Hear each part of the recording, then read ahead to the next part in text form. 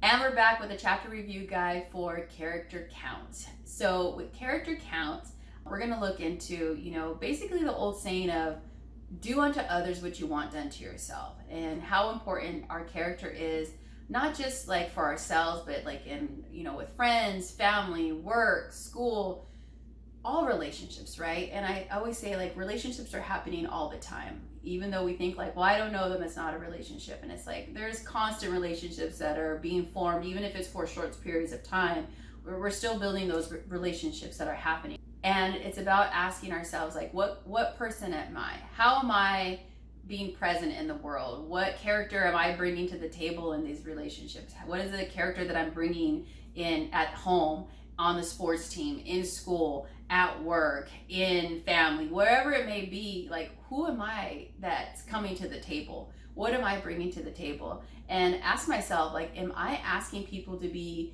versions of themselves that I'm not even doing? So it's like asking somebody to do something that I'm not even willing to do. Like, oh, why don't you communicate more? And it's like, do you even realize that you don't even communicate? You don't communicate at the level that you're asking this other person to communicate at. So once again, we love the reflections, is asking ourselves, like, what am I asking of others?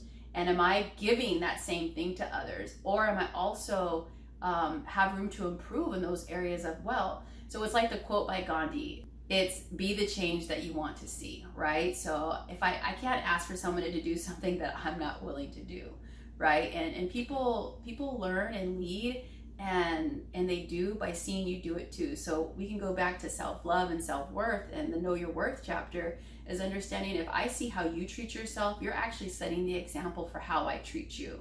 So it's understanding, like, who am I bringing to the table in all these different scenarios? And so the workbook has a lot of great exercises on reflecting back on my own character. And another piece that I really love about this chapter is the gratitude piece. So being able to acknowledge things that I'm grateful for every day.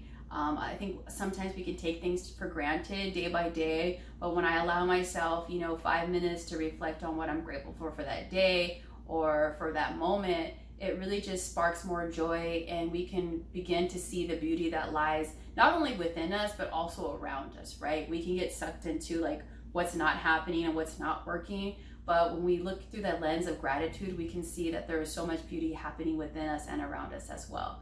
Treasure yourself and shine.